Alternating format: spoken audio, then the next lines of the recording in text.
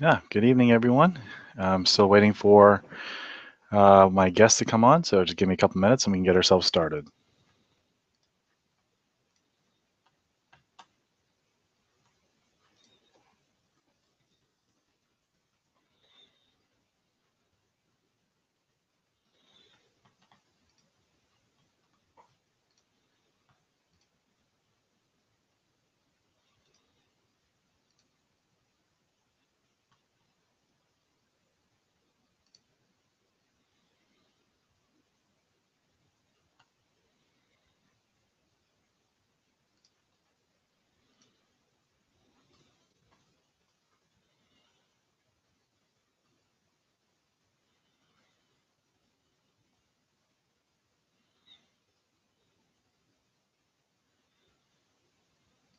All right, invitation set and see what happens.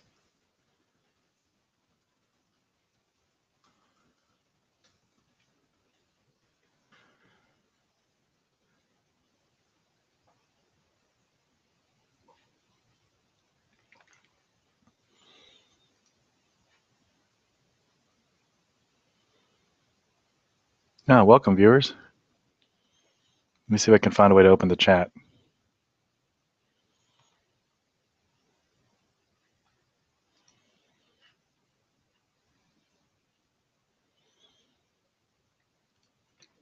There we go.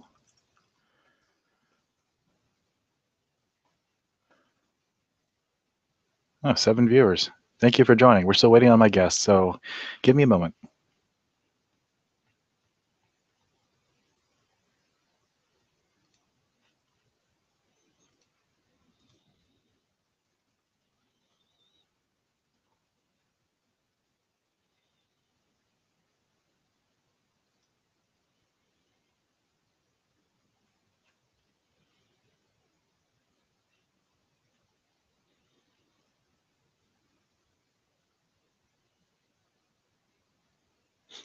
While we're waiting for our guest, is there any questions that you guys have on your mind? Anything you want to talk about in the chat?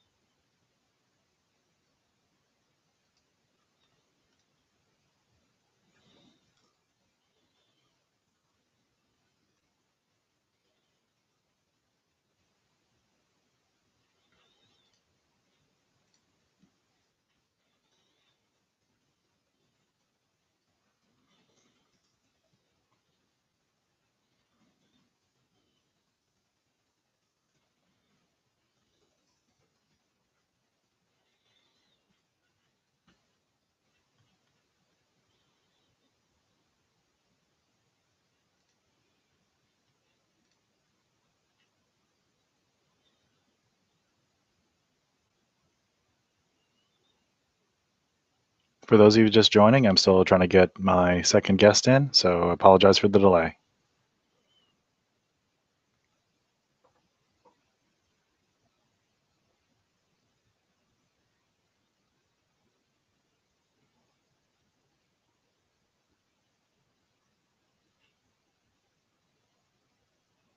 Feel free to post any questions or any thoughts that you might have on the chat.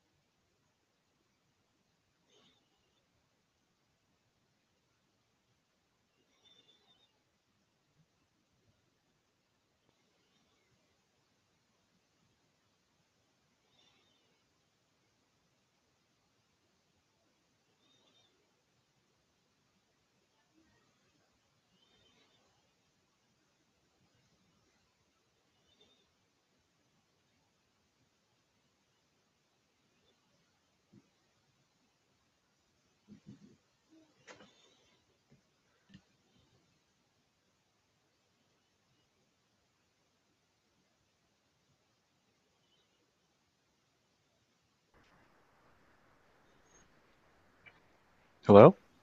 Hello. Hi there. How you doing? Pretty good about yourself, sir. It's a pleasure to meet you.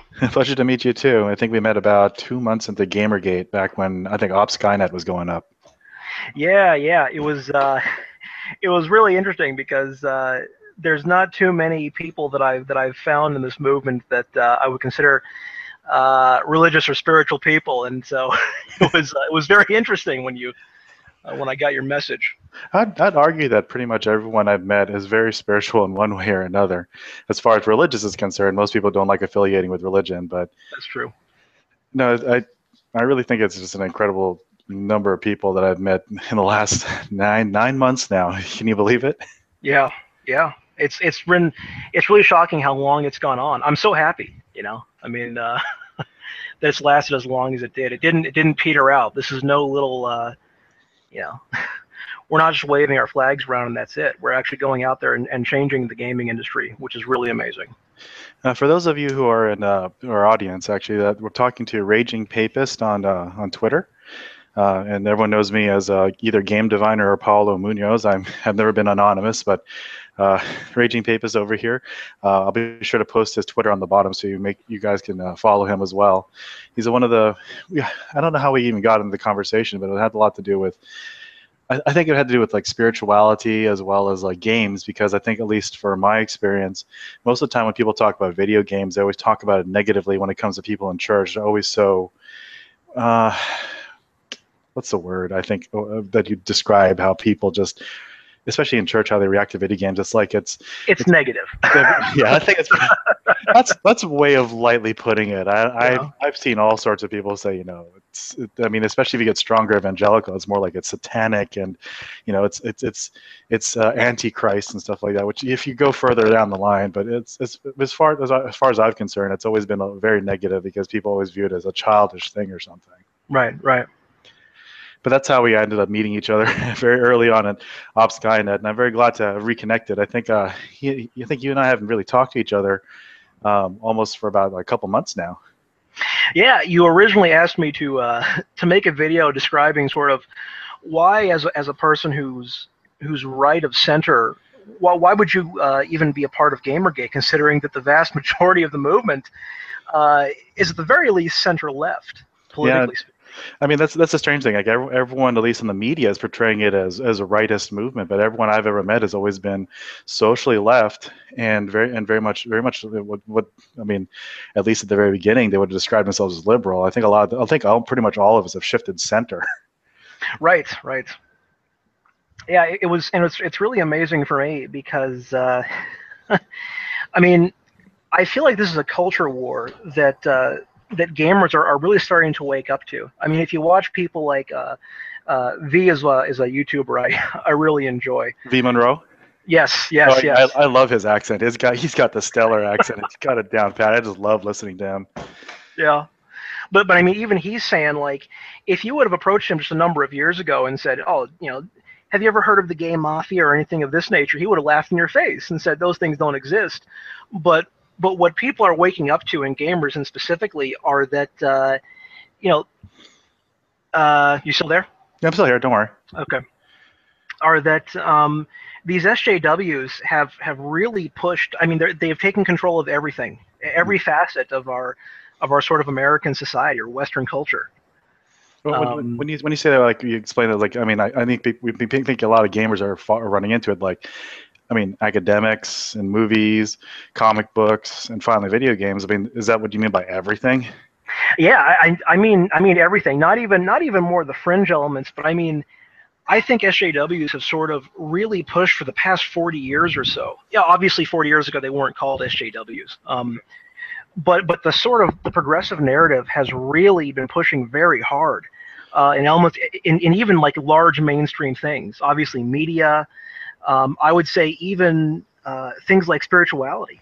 I would argue that a lot of Christianity, at least in the West, has been sort of hijacked by SJWs. for a lot of people who are listening for the first time, both Raging Papists and I mean, I've identified as Catholic many times on Twitter, but for myself especially, I'm a convert to the church. And one of the things that I don't think people are very aware of is that the Catholic Church, especially if you come in from the perspective of joining it and joining as a faithful Catholic, because a lot of people just identify as cultural Catholics, is that there's been a culture war in the Catholic Church for at least the last 60 years dealing with a lot of the radical feminists coming in. And I think a lot of people don't realize that this is actually far, far older than people imagine. And I don't think people realize it, but Catholics have been looking at it from the perspective of they've invaded the seminaries as well as the schools and the convents, and it pretty much stretches all of Catholic society. And a lot of things that we were dealing with, at least in the early 2000s, when it came to the church scandals, when people were talking about, oh, like all these pedophile priests and stuff like that, those priests were a product of that coming into the seminaries and convents early on in the 60s. Yeah. So we're actually on the far, far tail end where these people, I mean, I think as a conservative, I come in from the perspective of, I was a conservative. I left in 2012 because I wanted to get into video games and I wanted to just get away from politics for a while. Yeah. And now it comes front and center, which is like, they're done with. They've taken over pretty much a lot of the theological seminaries in the United States, absolutely, Western Europe, and they've not only they're in academia, but they're everywhere. Well, and that's one of the things that I think that GamerGate can really help and reach out to, is that don't be afraid of. Okay. My daughter's in the background. I apologize. No problem at all. You want cheese? Yeah. Yes, she wants cheese. Delicious. It's nearly midnight here. She's my night owl. She stays up with me. Well, there you go. But you were saying, sorry, I didn't mean to interrupt. No, not at all. Just don't. I feel that GamerGate as a whole tends to we tend to become more and more insular around sort of our center-left identity. Yeah. I think, and the vast majority of the voices in GamerGate are center-left. You have Mundane Matt, Sargon of Akkad, Internet Aristocrat, the people that really push these things. And if you look at that, there was a graph that came around some time ago when people were saying, oh, it's a far-right thing, that sort of proved and showed that no, this is a libertarian movement that's mostly left. Yeah, I ran into the person who actually ran that straw poll. I believe his name was Zenith the One. He's on Twitter as well. Yeah, he's from Poland, which is I find kind of interesting. There's a lot of people from all over the world. Wow. And, yeah, when he ran the poll, he did a straw poll. The graph, as everyone knows, I'll try to link for it below in the description if I remember. Yeah. Is center left and mostly anti-authoritarian. Absolutely. Well, and it was very surprising to me because when that first came out, I thought, oh wow, I must be one of the nut jobs that's part of the far right who's going to come into this thing. But then when I took the test myself, and I thought I was pushing some pretty damn extreme angles when it came to social policy. But then it gave me a tick just right of the center crosshair, and I was like, wow, so. I guess my message to GamerGate is don't be afraid of people who are religious or have theism in their life. That are conservative coming in and either co-opting the movement, and don't turn them away is sort of my overall intention. Well, in my experience, what I found is that when people really get together in GamerGate and actually start really talking about the issues that are important to them, especially when it comes to politics, religion, and sex, I find it really interesting because instead of them at first there's an initial reaction, like you're talking with the language of one party or the other, which has been divided. But once they get past that initial, okay, we're not talking about these labels here. We're actually talking about real issues, and they start speaking the same language, which gamers will tend to do. They find that language where they say, I don't think you mean what you think. What I've always thought you've always said. Like there are certain. What I found is that the media, what it tends to do is it tends to train people from either side of the political spectrum and make them react to each other in negative ways. Like when you want to talk about, let's say contraception, one side's going to be like, oh, it's war on women, and the other side's going to be, no, it's about, government overreach. and they can't talk to each other because the way the media has trained them is that it's become they've kind of like divided the people into two camps based on this one particular political issue. I mean, we just saw it just recently with Baltimore. I found it really interesting because, you have this conversation where it's like, I saw the left and right try to pull one narrative or the other, trying to divide people into two camps when it really is a very clear situation of something really going wrong with the police department. Yeah. And instead they try to make it into about race and all about like entitlements and like a big circus show. When the thing is, like, that's the same thing that happened with GamerGate. And I think everyone and all the gamers who have experienced GamerGate have seen the narrative where it really should be a universal, yes, everyone agrees that there's problems with ethics and journalism, but why is the media dividing us in half and trying to make it into a fight when it doesn't have to be?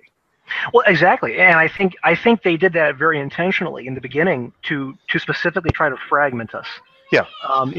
Especially because at the time, before people really woke up to how far SJWs have infiltrated, gaming journalism, it was, oh, you don't want to be associated with this because it's part of the right. And obviously you don't like conservatives, right? So stay away from GG. Look, we're looking out for you. All that nonsense. It's like how Arthur Chu tried to describe GamerGate as conservative to the local 16 in DC, and all of a sudden that's supposed to mean like, yeah, you're not supposed to associate with them. Yeah, and it ends tonight. Yeah, sure. But what I found was, like, it's amazing that when you really just get past those initial trigger words, what we would call, I mean, we have them. Yeah. When you get past those initial like words and definitions that media trains into, and you start really communicating and trying to understand one another, I find that people all over the political spectrum, especially in GamerGate, they generally agree with the same principles. Right. Like, we all want to help society in one way or another. How much or how little really is the devil's in the details, as we always say. But I find that at least the spirit of GamerGate is very much people breaking that narrative and breaking out of their boxes and saying, you know what, we're all not that different, which I find amazing. And that is the beautiful thing about GamerGate and why I am drawn to the movement, because I love that, okay, to be quite honest, I would never normally associate with an atheist. I know I'm a bigot, right? But at the same time, I love Sargon. I love Justicar. I love all these people who are making really good arguments, and I'm like, I totally get that. I'm with that. I'm on that side. Actually, what I thought was really funny was, just for myself, I love listening to, what's his name? Is Mr. Rep Zion and Thunderfoot. Actually, I found out about GamerGate because I was watching Mr. Rep Zion. I hope I'm saying his name right. And he was talking about how Mundane Matt's video went down. And he talked about Internet Aristocrat, because I just love listening to different arguments that atheists make, especially against theism. Because from my perspective, I'm a convert to the church from atheism, so I just love listening to the same arguments and challenging myself in what I believe. Yeah. But when Rep Zion was the first one who actually pointed me over to Internet Aristocrat, who caught me up into the DMCA and the obvious hypocrisy of the press, and that's really where I came into it, was way back then, right about 2 or 3 days after the DMCA with Mundane Matt. Right. But yeah, it's an amazing community of different people. I mean, where in the world do you find? I mean, this is what I found in Kotaku in action, where you have one guy.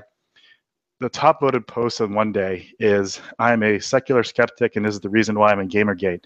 And the next day, you have people quoting C.S. Lewis about being a child, and it's okay to be a child. And then people quoting the Bible, and then they're all getting along and talking to one another. And I'm like, this is something different and new. Right. Yeah. Oh, it's absolutely beautiful. And I think the reason is because all people, regardless of creed or ideology, are able to narrow down a couple central tenets which are very, very important to us in Western civilization. I mean, things like freedom of the press, free speech, free association, free ideas. I mean, yeah, you could be. It requires you to go very far to an ideological extreme to say, you know what, I don't like that. I think that's dangerous. I don't want to, freedom of association, is that really beneficial in the long run? I mean, wouldn't we all be better if we couldn't do that?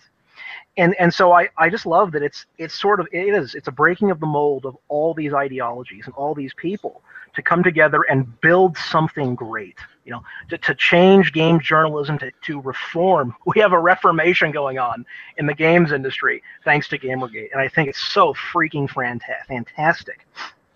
I think that, I mean, one of the things that really kind of struck me last week, especially when it came to, you know, meeting people for the first time, it's actually something I wanted to do for months, is really getting to see people face to face and saying, you know, you have been an amazing person, because there've been so many different heroes throughout all this who've really given the I mean, it's a community more than a hashtag or anything else. And you can see it right now after GamerGate in DC. Now everyone wants to get together and see each other and say, you know what, you were amazing. Yes. that was really the big thing, because it really has become, in a way, a family, full of families of all sorts of strange people in it and all sorts of personalities. And we know that families are messy, which they usually are, but sure, the way has become that way. Yeah, and I hope it continues to grow and bloom. I mean, I'm reading about GamerGate get-togethers in Australia and California, and I think someone was talking about one somewhere in Europe. And I'm just like, oh my God, this is the start of a march. Yeah. You know, this is the start of a real movement. They can no longer just say, oh no, it's just 300 guys, 300 male neckbeards that are, you know, all tweeting from their basement and all using sock puppet accounts for women. Or they could say the same 300 people going around the country and right. Around the world, you know. Sure. But they're pretty convincing sock puppets up close, I'll tell you that. Well, see, that's good. You can speak. I wish I could have gone to DC, but. So how really was that? I mean, what was it like to meet Milo and Christina Hoff Summers and so many great people? I think one of the first things I think people need to realize is just the human face of everything. One of the people I actually drove up to DC and carpooled with Ralph from the Ralpher tour. Mm. Everyone knows him as a very vitriolic character, especially on Twitter and on his blog and his. I love Arby's, just, you know. But really, what it comes down to, like, you know, I heard him in a couple streams one time, and I heard, you know, this guy he's putting on a character. I could tell from his voice, he's putting on a character more than he really is. He lets on. And one particular day, just so people know, like, Ralph actually ended up doxing himself by accident. So I ended up tweeting him and letting him know, look, you doxed yourself. You might want to fix that. Yeah. Turned out he and I actually live pretty close together. Wow. So I actually got together with him, had a little bit of food with him, said, you know, hey, are you okay? Because this is really a really high stress environment, and he's pretty much been on it 24/7. Yeah. And for him, like, one of the things he actually told me on the way up, which I thought was really incredible, was even fantastic character. He put out a post like about a few days before GamerGate in DC saying how much he's had a problem with substance abuse. Yeah. And as a writer, because he has to really bring it out of him, the anger and stuff like that, it takes a toll on him. And he's had substance abuse problems. And he was telling me that, you know, people came out of everywhere to say, hey man, we're here for you.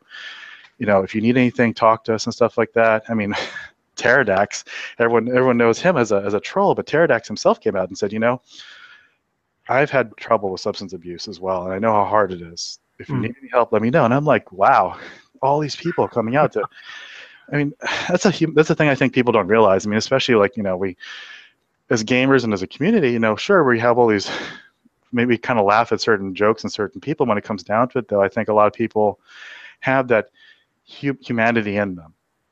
Yeah, they know the other person really is human, and that they have their own issues. And I mean, there are a lot of people out there, I think, especially in anti-GamerGate, who have some serious issues they need to very serious. But I think the humanity of GamerGate is really there. I mean, a lot of people have been hurt through it all and have some legitimate anger, especially people who've lost their jobs and been actually physically endangered, especially with the bomb scare that just happened in DC. But at the same time, I'm just amazed at the humanity of it all. Yeah. No, absolutely. The outpouring of support and the people coming together it's not something we normally see, even from political movements or social, you know, and a social atmosphere like that. The people just come together from all walks of life to say, hey, you know, there are some core values, there are some core things that we believe in, and although we don't agree with each other on all points, you know, we come from very different places, we can all agree on some certain principles for our society and our way of life that we want to protect. And basically, I don't want to get all Tea Party on here, but don't tread on me. Is basically what we're trying to tell game journos, which are just constantly pushing their stuff on us. I mean, like they say it's a Tea Party logo, but really when it comes down to it, it really is a very much of an independent American spirit kind of thing, and it really transcends all nationalities and boundaries. That this is my space. Just do the right thing. That's really the most ridiculous thing. We only asked for such a small, humble thing, and they had to throw the weight of the entire mainstream media at us about it. And I remember reading early on, especially with Milo's article, the scary thing about this was Milo early on in GamerGate interviewed Margaret Gell. Margaret herself said the scariest thing about this is that you can see the media has the power to erase your skin color, your gender, and paint you all as this mob of faceless white men who hate you. And I think that's the scariest part about it, is that we've witnessed that. But I think that really has been just the amount of people just putting their heart into it and saying, we're not, no, we're not, no, we're not. And people now finally coming out and showing their faces, especially in light of many victories and ethics reforms that actually have happened. Hell yeah. And I think, for my most part, I think that GamerGate has been very decisively successful. Right. The issue now is I think is that the same community, which I think, GamerGate is a hashtag in terms of it is about ethics and games journalism, is the same community who's very much concerned about freedom of expression, free speech, and I believe that's where it's starting to trend towards. And I think that more people coming out is actually going to be a lot better especially for GamerGate gaining a face, because you get to see people and they're real. Yeah, absolutely. I mean, and that's the freedom of expression, the freedom of creativity. That was what drew me originally to GamerGate, because I'll be honest, I stopped going to places like Kotaku for quite a while, because I was so tired of being told my political opinion for me. Especially when it was on the left, and I'm a pretty far right guy. Eventually, I just said, okay, well, apparently I'm alone, so I'm just not going to go to these sites anymore. And then all of a sudden you get the backlash, and people are perfect example. I was so tired. For me, the thing that kind of pushed me over the edge was the first gay character in a Dragon Age game, in Sizquisition,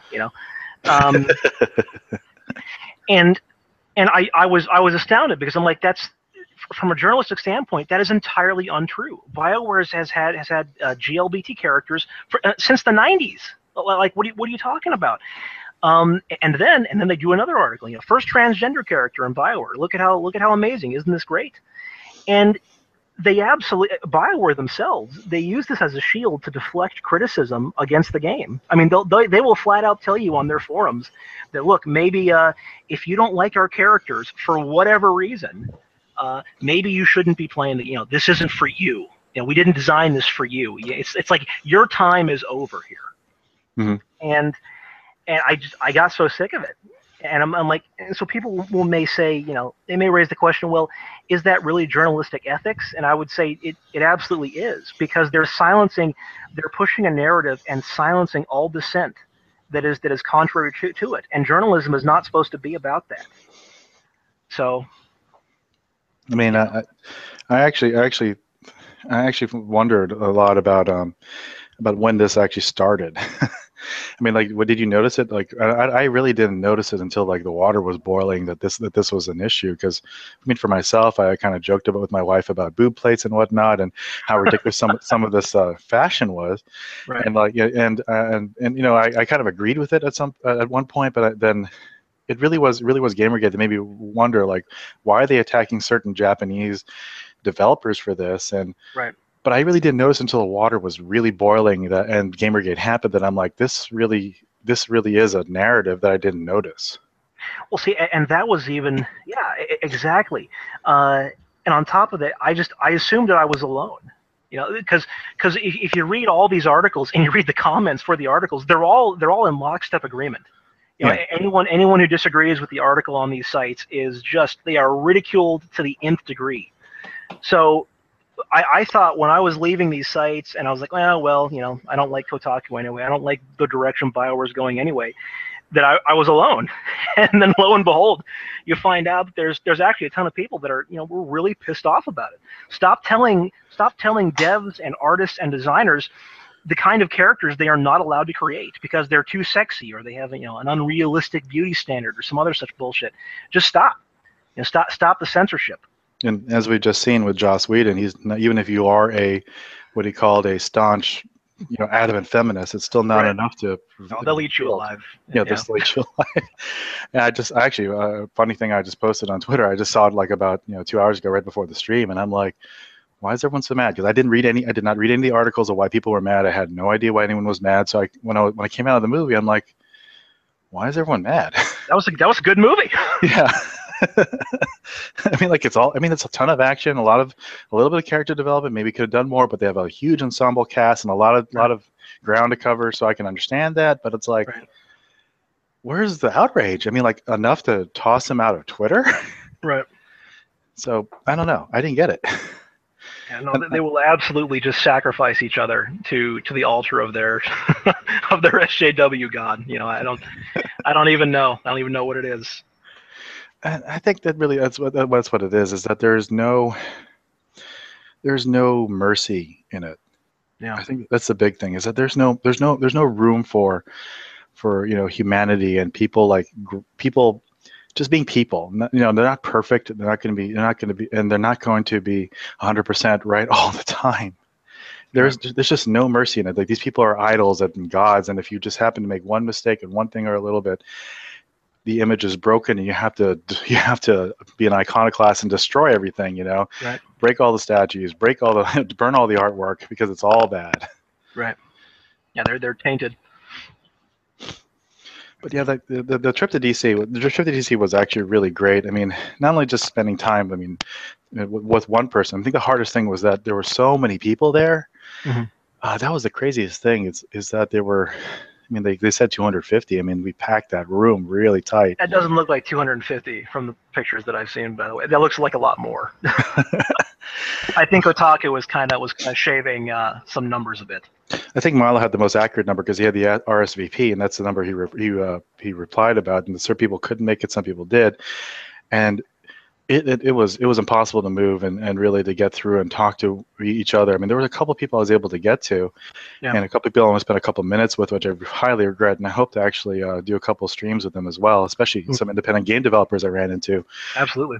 And but yeah, Milo himself, he's just a ball of energy. I mean, he's he really is. I mean, that hair kind of fits him because he really does exude that Goku-like, Super Saiyan level 1 type thing going on. I just love that he's such a walking contradiction that I love it. He's like the big gay papist, conservative. I love it. Yeah, the thing about him is that he's a personality and he loves putting it out there. And he kind of joked. Even I think there's a stream about there's a video about him with his speech. Like, yeah, I don't like the spotlight, and everyone knew. You're right. But yeah, there were so many others just that were there, and I think the funniest thing is that when it comes to talking to people on Twitter for so long, you're so used to their icon that it takes a few minutes for you to realize who this person is, because you like, for instance, Daddy Warpig is probably the one that everyone talked about, because Daddy Warpig without his beard doesn't look like anything like his icon. He looked like he was like he just graduated high school. Right. I wish I could get my icon in here. I just do not know how to link all that Google stuff together.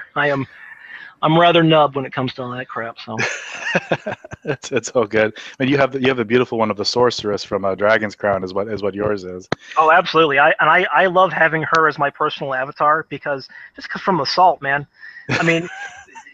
When an SJW views her and they just freak, like, how dare you? How dare you have that image? Look at the size of her erect. That is offensive. How dare you? And that's really the thing. When they say, how dare you draw that? How dare you have that conception of beauty?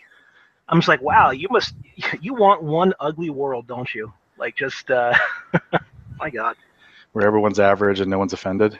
Yeah, exactly. Where no one excels, no one has anything, nothing bad can happen to you, and yet there's no there's no positive challenge in your life. It's just it's a hodgepodge of gray mediocrity. That's what they want the world to be.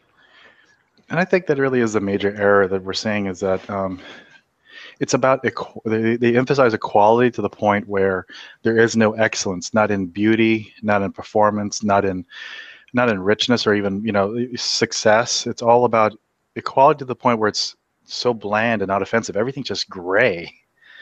Yeah. And actually, there was an image I put. I mean, someone got mad at me because it was on KIA, because they said it was such a hyperbole. But it tends towards, I don't know if you've ever read the what's it called, A Wrinkle in Time.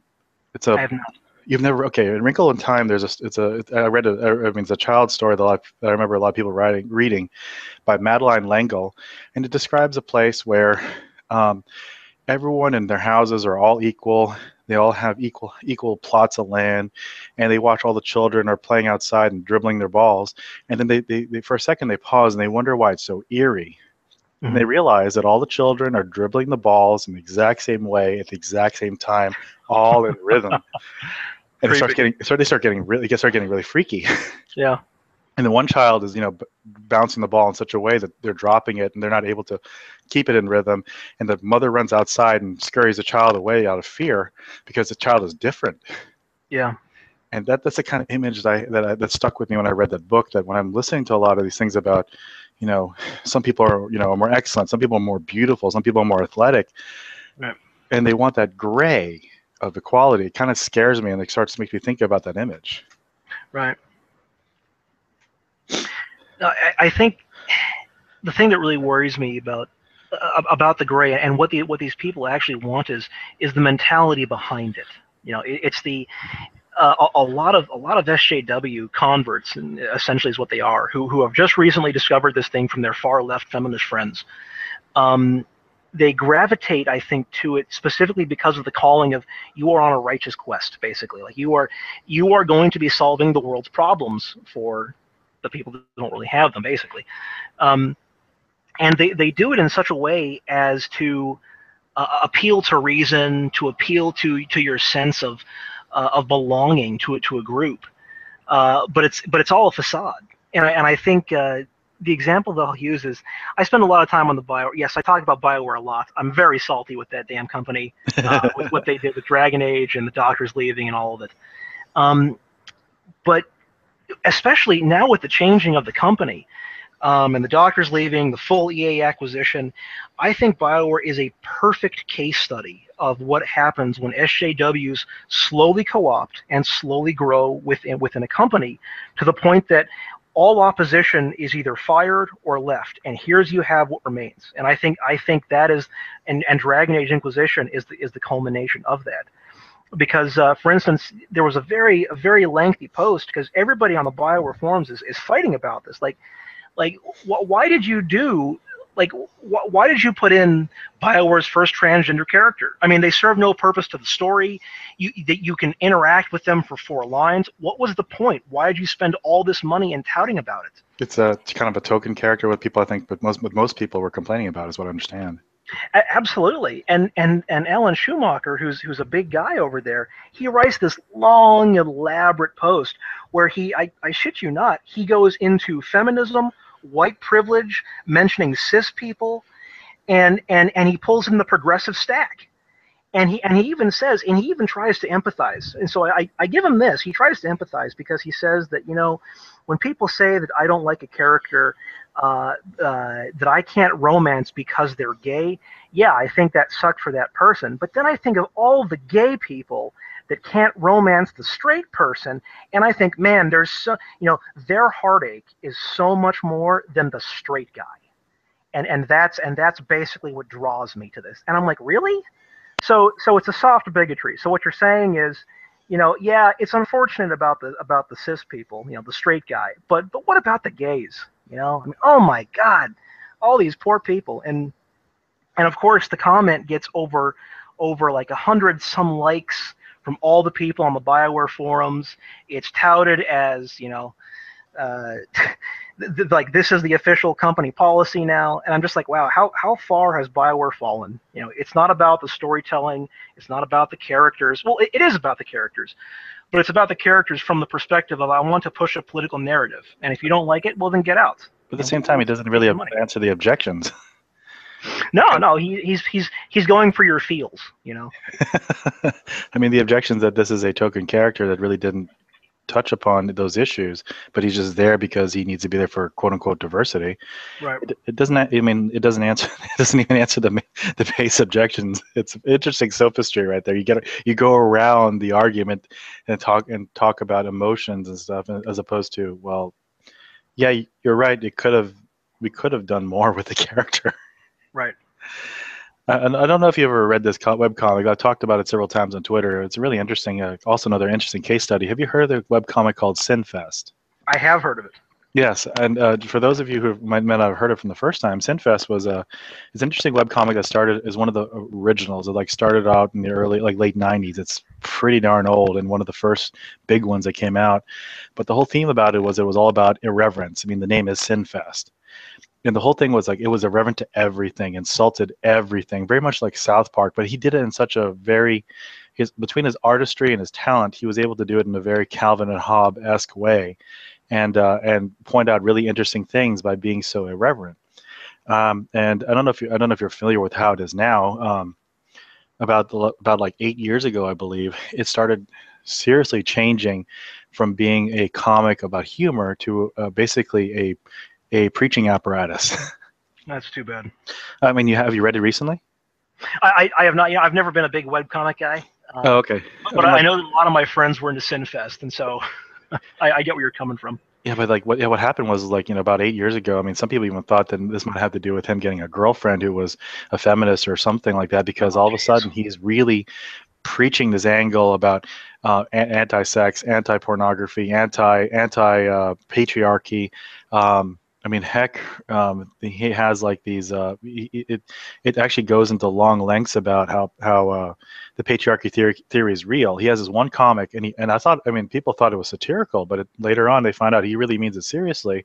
Where this main character from the very beginning, who was a very sexually open and very expressive scene girl.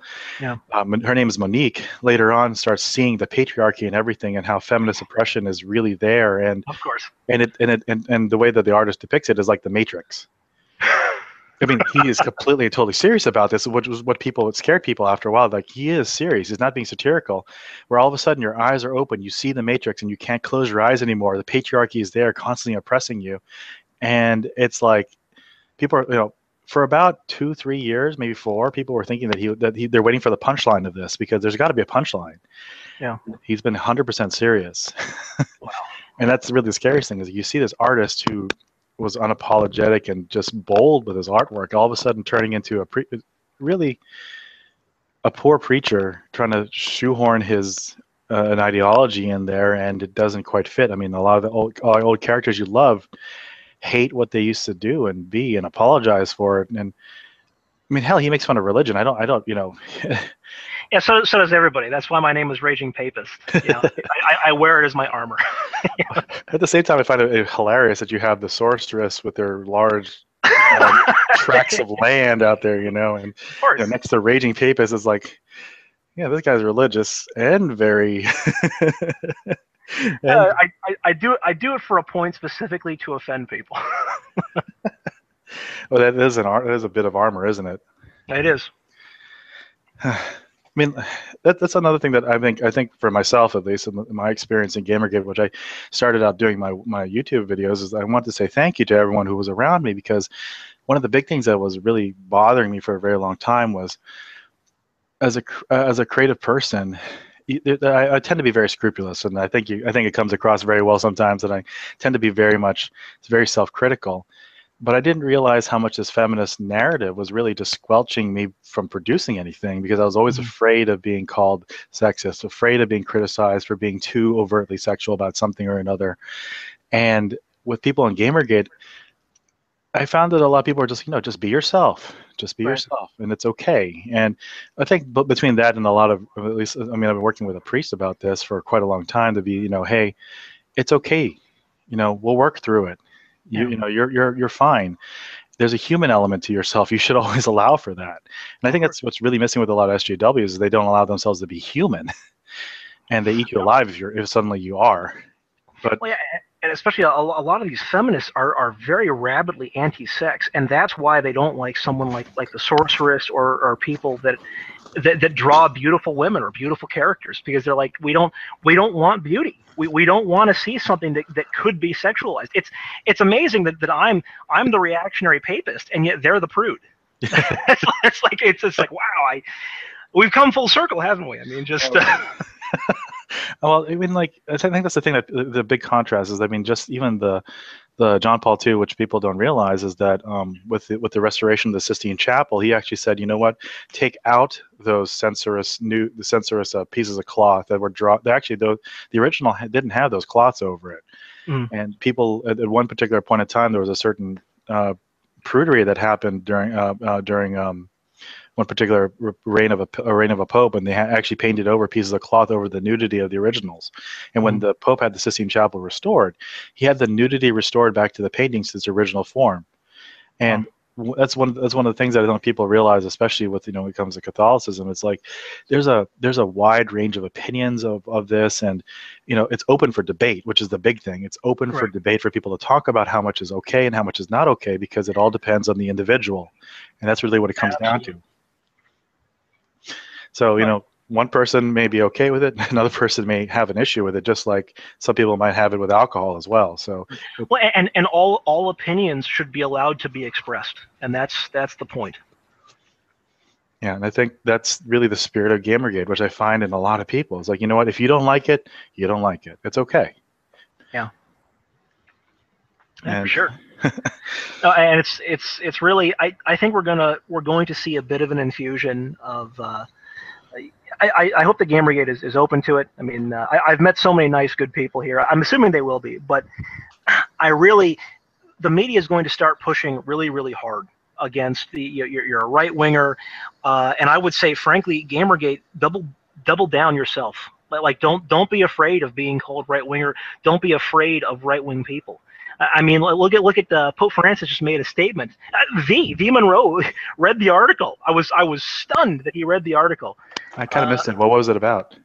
Pope Francis was basically criticizing feminism, saying ultimately what feminism is doing, whatever positive it has done in the world, has now been superseded by the negativity that it brings in the breaking down of the relationships between men and women.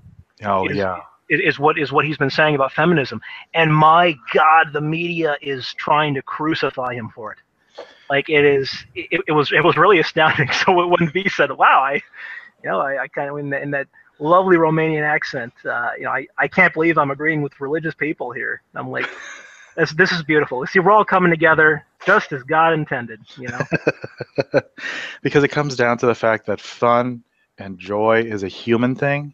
Absolutely. When it comes down to Catholic theology, we were made for joy. Yes. And games are a reminder of that was we were made for, and to be in is joy. We were made for that joy.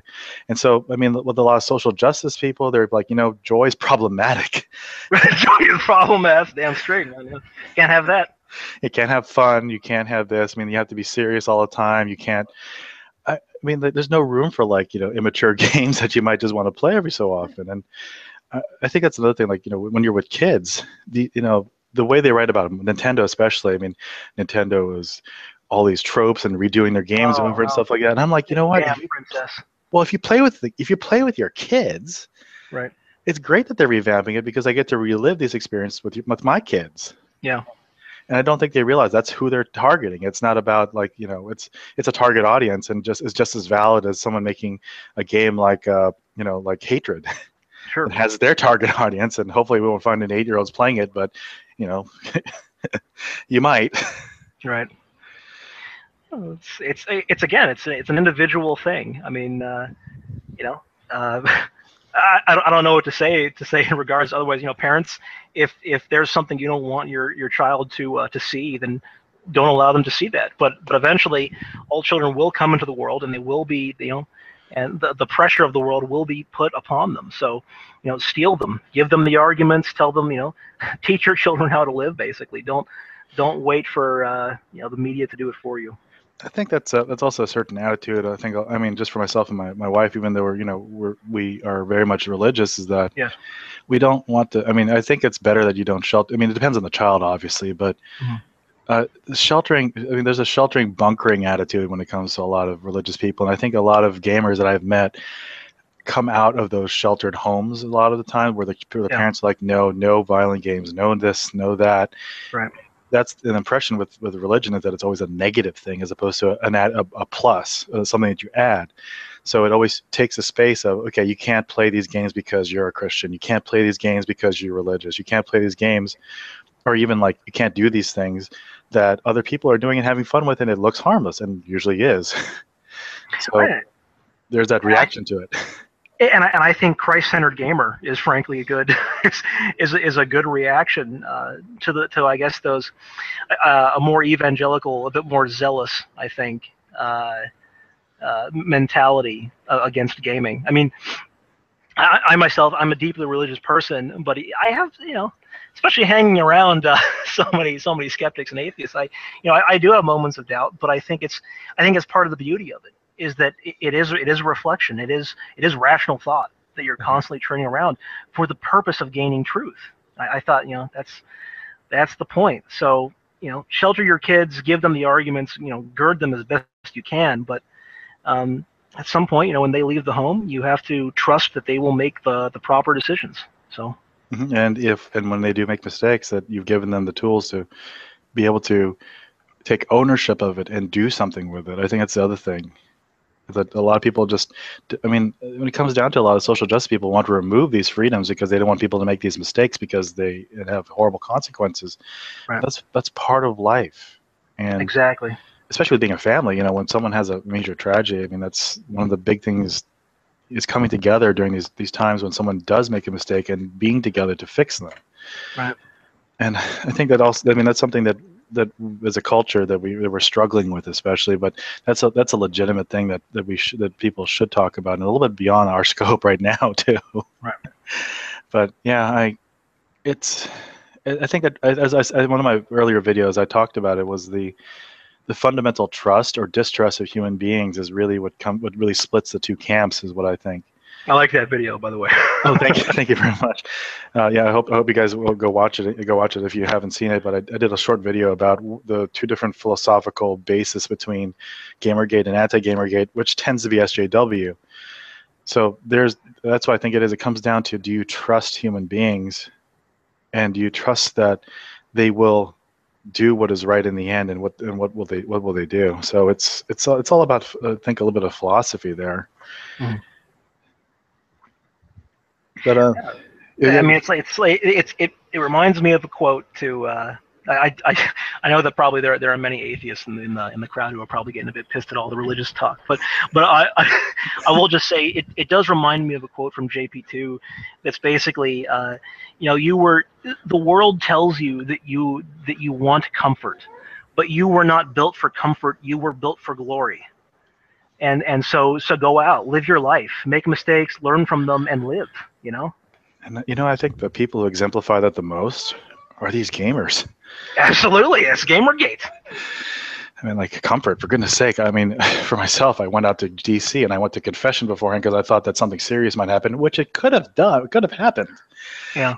But all the people who went there, and they were brave enough to go there, and not only did they were brave enough, they went back in and started having more drinks after the bomb threat. There you go. Absolutely.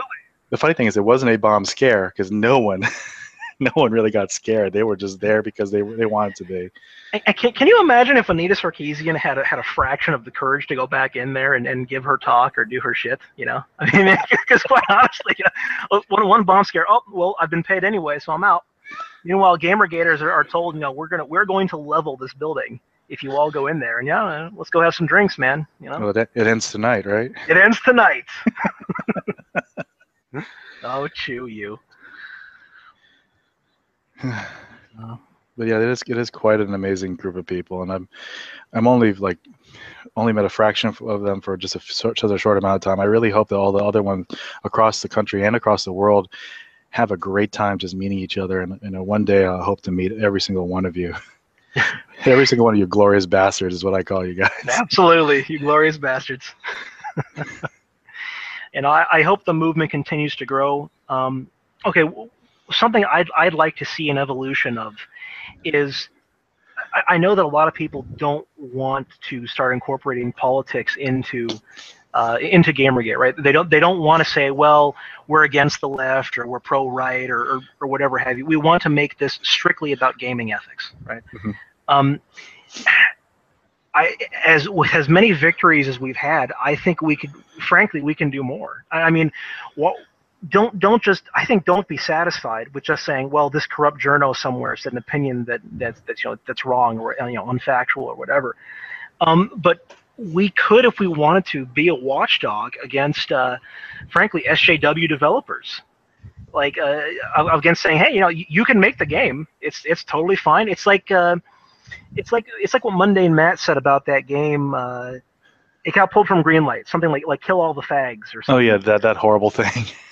Right, and he said, does the developer have every right to make this game? Of course. Does he have every right to push his political opinion? It's his work. Of course he does. But does Steam or GOG have to sell it? They do not. And so, if you don't want to see that, if it really offends you, like the way that I think BioWare is kind of shitting on their fans, then talk about it. Say, hey, look, I used to like your games, but please stop just shoving your political opinion at it. Or at least if you are gonna, at least do it well, like Ken Levine. Perfect. Well, and didn't he even start getting flack because he had the audacity to say, I don't write a gay character, I write a character that may happen to be gay. Yes, I think he ended up trending on Twitter because he said something like that. He said it's about a character defined by their wants, their needs, and what's in their way, and has nothing to do with their gender, their sexuality, which it might actually be one of those, but they really ran him through the machine because he said something like that, which is like, we're talking about character. We're talking, it's a story, man. Like, jeez. Yeah, it's just not good enough for some people. Yeah, so that's where I'd kind of like to start, maybe pulling a bit of the internet aristocrat fire against SJWs a bit, and because I think they are running scared. I think they are really running scared from all these now meetups. It's amazing. Arthur Chu tries to clamp down on the GamerGate meetup in DC, and now I almost want to say, partially as a response to that attempted clampdown, now everyone's everywhere talking about having a get together. Yeah, and it started off small with the Honey Badgers and maybe a little bit of the Raven Con, but now like with DC, I mean they've been doing it in London because Milo's there, which is great. Right. But now that DC was such a big thing, it really is more than that. I mean, it always has been. We've always known it. We've always wanted to see each other, and it really just amazes me how it just keeps growing and changing with the people. Right. I mean, when it comes down to the growth in terms of politics, I think the big takeaway for everyone is that the media is something that needs to be watched. Who watches the Watchmen? Exactly. Who watches the Fifth Estate, quote unquote? Because the Fourth Estate is the established, quote unquote, journalists, and the Fifth Estate is considered the bloggers. And now who watches the Fifth Estate but us? And that really is the main issue. Is that it's opened the eyes to a lot of people about how all these different stories are pushed. I have a friend who's a journalist who tells me every so often that you're a little bit tinfoily here, and I'm like, you know what? I and 10,000, 20,000, 30,000 other people are a little bit more skeptical about what we read in the news. Right. So I think beyond just simply left and right politics, because we are so diverse, we can bring it pretty much to everything we do and say, you know what, we're gonna take a step back and really talk about real issues as opposed to what the media tells us are the issues. Right. I think that's good. Well, I think we've pretty much run the paces on through this actually, and sounds pretty good to me. All right, and I'd love to have you on as soon as we get another subject. But I mean, it's been great talking to you in person, and we had a great conversation. I'm glad we had it on YouTube as opposed to 140 characters on Twitter.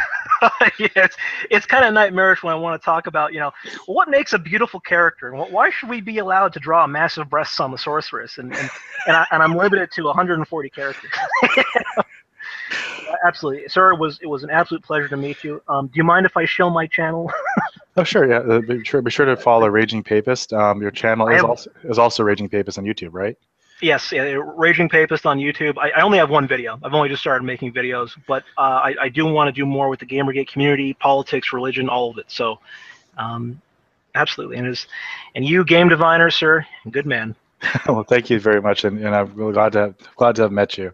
We'll try to do this again more often, especially if we get more topics and questions in the comments and stuff. And I think if people enjoyed it, you and I will try to get together and maybe add more people to the conversation mix.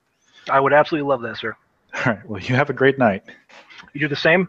And thank you very much for everyone who's on the stream, and hopefully you guys enjoyed it as well. Thanks a lot, guys. Take care. All right. Bye-bye.